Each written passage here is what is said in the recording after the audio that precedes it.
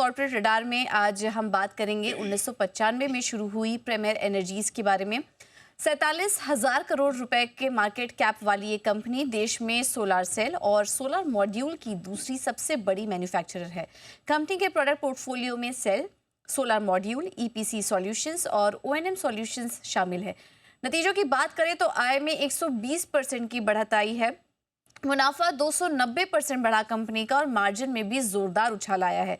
नतीजों को कहां से सपोर्ट मिला इस क्वार्टर, इस पर बात करने के लिए हमारे साथ जुड़ चुके हैं कंपनी के MD Chiranjeev Singh Saluja ji. Chiranjeev ji, thank you so much Zee Business को समय देने के लिए। आपसे जानना चाहेंगे, इस बार हम नतीजे देख रहे हैं, काफ़ी स्ट्रॉन्ग ग्रोथ हर पैमाने पर नज़र आई है। आय में 120% की ग्रोथ है, मार्जिन बढ़े हैं 286% से कंपनी के, तो काफ़ी स्ट्रॉन्ग नंबर्स इस बार दिखाई दे रहे हैं। क्या ये बेस इफेक्ट के कारण था और क्या कुछ फैक्टर्स थे जो इस बार सपोर्ट कर रहे हैं इतनी बड़ी ग्रोथ को? ये जो ग्रोथ आप देख रहे हैं ये एज एक्सपेक्टेड थी, क्योंकि हमने अपनी मैन्युफैक्चरिंग कैपेसिटी बढ़ाई है। लास्ट ईयर हमारा जो 1.25 गीगावाट का सेल लाइन कमीशन हुआ था अक्टूबर में, एज ऑन टुडे हम 2 गीगावाट सेल मैन्युफैक्चरिंग और 4 गीगावाट मॉड्यूल मैन्युफैक्चरिंग कैपेसिटी में हैं। अगर आप देखो कि लास्ट ईयर से हमने अपना मैन्युफैक्चरिंग कैपेसिटी ऑलमोस्ट डबल किया है। डिमांड बहुत स्ट्रांग है एंड कैपेसिटी डबल होने के कारण ग्रोथ दिख रही है। लाइंस हमारे पूरे अभी स्टेबलाइज हो चुके हैं। सेल लाइन बनाना आसान काम नहीं है, इसमें बहुत प्रोसेस नो हाउ चाहिए एंड लाइंस अभी 90% एंड अबव पे ऑपरेट कर रहे हैं यूटिलाइजेशन रेशियो। तो ये ग्रोथ जो हम देख रहे हैं ये एज पर आवर एक्सपेक्टेशन था एंड आगे जाके भी जैसे हमारी और लाइंस ऐड होंगी, we will continue to see this growth. बिल्कुल। तो इस तरह की ग्रोथ एक्सपेक्टेड थी जैसा आपने कहा, लेकिन मार्जिन अगर हम देखें तो FY24 में आंकड़ा 15% के आसपास था और इस बार काफ़ी शानदार उछाल आया। इसी क्वार्टर में आपने 25% मार्जिन पोस्ट किया है, तो क्या ये नॉर्मलाइज रहेंगे इन्हीं लेवल्स पर? और पूरे वित्त वर्ष के लिए आप क्या आउटलुक देख रहे हैं मार्जिन को लेकर?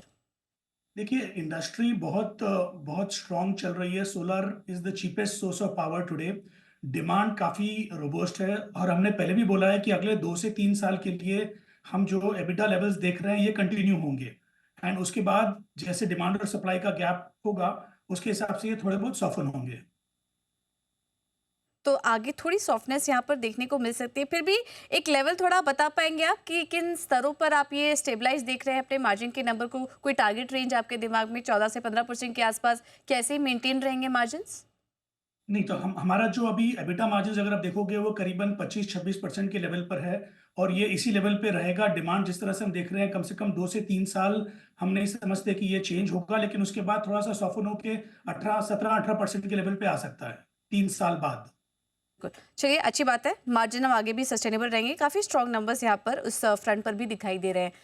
हाल फिलहाल में सर कंपनी काफ़ी चर्चाएं में रही है अपने ऑर्डर बुक को लेकर। पिछले 2 महीने में हमने देखा कि कंपनी को काफ़ी सारे ऑर्डर मिले, करीब 1500 करोड़ के ज़्यादा के ऑर्डर कंपनी को मिले हैं।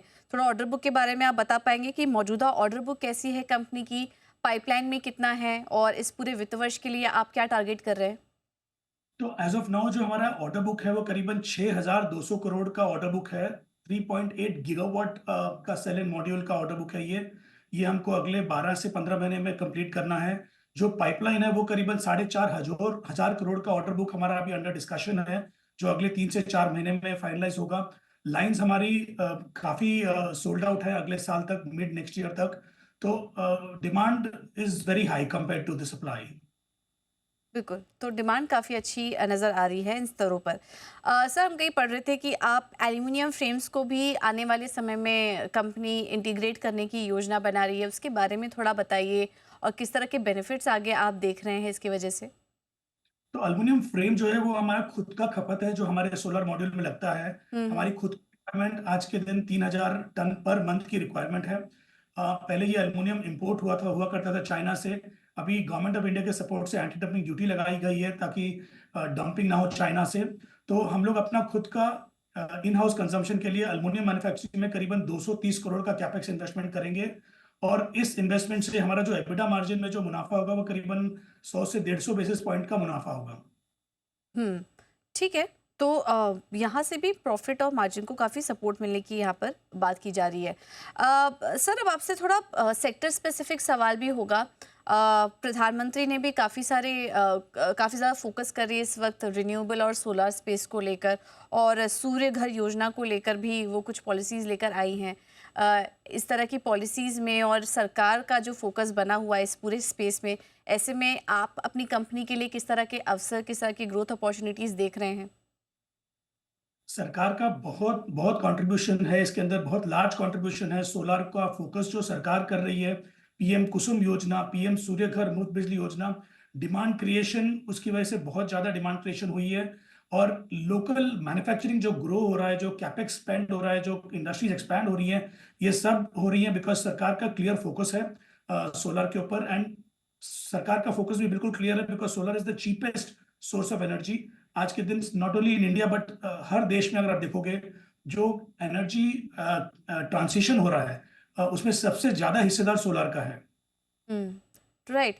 तो अब आगे के अवसर को और आगे के अपॉर्चुनिटी को देखते हुए, और आप कह रहे हैं कि आने वाले समय में कुछ बड़े ऑर्डर्स भी आपके लिए अवसर क्रिएट होंगे आने वाले समय में ऑर्डर्स को लेकर भी, तो ऐसे में देखते हुए क्या कुछ क्षमता विस्तार की भी योजना है आपकी, या फिर मौजूदा कैपेसिटी से वो ऑर्डर मीट कर सकते हैं आप? नहीं, हमारी कैपेसिटी हम इंक्रीज कर रहे हैं। जो हमने आईपीओ किया था सितंबर में, जिससे आईपीओ प्रोसीड से हम 4 गीगावाट का सेल और मॉड्यूल फैसिलिटी ऐड कर रहे हैं। इसी साल मार्च 25 तक 1 गीगावाट का सेल फैसिलिटी ऐड होगा और उसके बाद 4 गीगावाट FY26 और FY27 में ऐड होगा। तो आज जो हमारी सेल कैपेसिटी 2 गीगावाट है, ये जाके 8 गीगावाट हो जाएगी बाई अर्ली FY27। तो सेल कैपेसिटी 4 गुना बढ़ेगी। मॉड्यूल कैपेसिटी जो 4 गीगावाट है वो 8 गीगावाट हो जाएगी, तो ऑलमोस्ट डबल हो जाएगी। तो कैपेसिटी ऑलमोस्ट डबल होगी, तो उसके हिसाब से रेवेन्यूज भी आगे उसी हिसाब से जैसे कैपेसिटी बढ़ेगी वो ग्रोथ देखने को मिलेगी। हम्म। सर, हम देख रहे हैं कि आप कुछ इंटरनेशनल मार्केट में भी आप एक्सपेंशन की योजना है आपकी, यूएस में भी आप एक्सपेंशन कर रहे हैं, कुछ कंपनियों के साथ टाई अप की बात चल रही है, उसको लेकर क्या अपडेट है? और ये सवाल मैं इसलिए भी पूछ रही हूँ क्योंकि अभी हाल फिलहाल में मौजूदा जो इलेक्शन हुआ, डोनाल्ड ट्रंप वापस से प्रेसिडेंट नियुक्त हुए हैं, और उन्होंने रिन्यूएबल एनर्जी प्रोजेक्ट्स को लेकर एक बड़ा बयान दिया, और उनका कहना है कि वो इस तरह के प्रोजेक्ट को फिलहाल रोकने की कोशिश, उस पर रोक लगा देंगे। इस तरह के कुछ स्ट्रॉन्ग और अग्रेसिव कमेंट्स वहां पर उनकी तरफ से निकल कर आए हैं। तो ऐसे में क्या उस मार्केट में आप किसी तरह का कुछ डिस्ट्रप्शन देख रहे हैं? देखिए, पहली बात तो जो यूएस मार्केट है आज हमारे लिए सिर्फ 3 से 4% ऑफ आर रेवेन्यू कंट्रीब्यूट करता है, और मैक्सिमम अगर हम देखेंगे तो 10% तक जा सकता है। एज ऑन टुडे सिर्फ 3 से 4% ऑफ आर रेवेन्यू जो है यूएस मार्केट के लिए। तो हमें यूएस मार्केट से कुछ भी इफेक्ट नहीं हो रहा है बिकॉज लोकल डिमांड बहुत स्ट्रांग है और लोकल रियलाइजेशन भी यूएस से ज़्यादा बेहतर है। बाकी जो हमारा यूएस का एक्सपेंशन प्लान है, हमारा जो जेवी साइन हुआ है हमारे पार्टनर के साथ, जो यूएस कंपनी है हेलियन नाम से, वो मॉड्यूल बनाते हैं यूएस में करीबन 14 साल से। हम वहाँ पे 1 गीगावाट का सेल मैन्युफैक्चरिंग लाएंगे। ये सेल लाइन लाने को 2 से 3 साल लगेंगे। एज ऑफ टुडे हमने कुछ भी कैपेक्स डिप्लॉय किया नहीं है, एग्रीमेंट्स बिल्कुल कायम है, और हम इसको देख के आगे बढ़ेंगे कि वहाँ पे जो नवी रेजीम है वो क्या डिसाइड करेंगी। मेरे हिसाब से कुछ चेंज नहीं होना चाहिए क्योंकि जो solar module manufacturing capacity US में आज है वो करीबन 25 से 30 गीगावाट की कैपेसिटी आ चुकी है, और जो आई है वो पूरी रेड स्टेट्स में आई है। और जो जॉब क्रिएशन हुआ है पूरे डोनाल्ड ट्रंप जी के एरियाज में ही हुआ है। तो उसको आज बोलना कि सोलर को फोकस नहीं करेंगे, हमें नहीं लगता ऐसा कुछ होगा। बट हमारा डिपेंडेंस और यूएस मार्केट बहुत कम है।